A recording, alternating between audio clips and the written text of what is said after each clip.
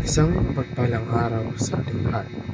Ako ang inyong lingkod, Elijah Project Montes, at welcome sa ating daily devotions. Ang ating verse for the day ay nasa Mga Gawa, chapter 17, verse 27 to 29. 28.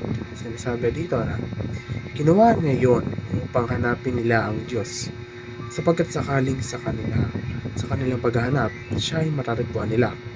Ang totoo, hindi naman siya talagang malayo sa bawat isa sa atin, sapagkat nakasalalay sa Kanya ang ating buhay, pagkilos at pagkatao. Tulad ng sinabi ng ilan sa inyong mga makata, tayo ngay mga anak niya. Ang immanence ng Diyos ay nangangahulugan na siya ay laging naroroon at malapit. Ang konseptong ito ay madalas na tinutukoy bilang ang Diyos ay kasama natin. Ito ay binibigyang diin ang aktibong presensya ng Diyos sa mundo at ang kanyang pagmamalasakit sa sangkatauhan, kahit na siya rin ay transcendente o higit pa sa mundo. Ang Diyos ay gumagawa para sa kabutihan sa pamamagitan ng ating mga pakikibaka ay isang karaniwang tema sa iba't ibang relihiyon at espiritual na mga tradisyon. Iminumungkahi nito na kahit sa may hirap na panahon, may mas matataas na kapangyarihang gumagabay sa mga kaganapan tungo sa isang positibong resulta. Ang paanyaya ng Diyos sa pakikipag-isa ay isang pangunahing tema sa maraming relihiyon na nagpapahiwatig ng isang relasyon ng pagiging malapit, pagpapalagayang loob at pagbabahagi ng buhay sa banal.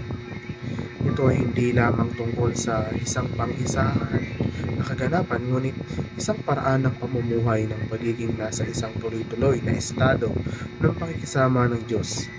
Ang pakikipag-isa na ito ay madalas na nauunawaan bilang isang katumbas na relasyon kung saan ang Diyos ay tumutugon sa sangkatauhan at ang pag-ibig.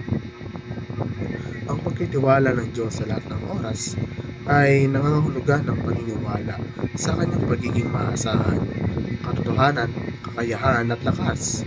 Ito ay isang pagpipilian na magkaroon ng pananampalataya sa kanyang sinasabi, kahit na iba ang iminumungkahi ng mga damdamin o mga pangyayari. Ang mapasalamat sa lahat ng pagkakataon, binibigyang tiin ng talatang ito na ang pasasalamat ay dapat na isang parehong kasanayan, luman ng mga hamon o kahirapan na kinaharap. Ito ay isang panawagan na kilalanin ang kabutihan at soberanya ng Diyos kahit na tila mahirap ang mga bagay.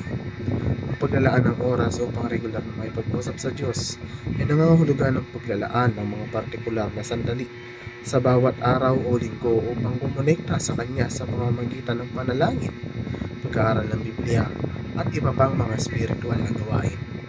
Muli, ako ang inyong lingkod, Elijah Project Montes, at dito na nagtatapos sa aking daily devotions.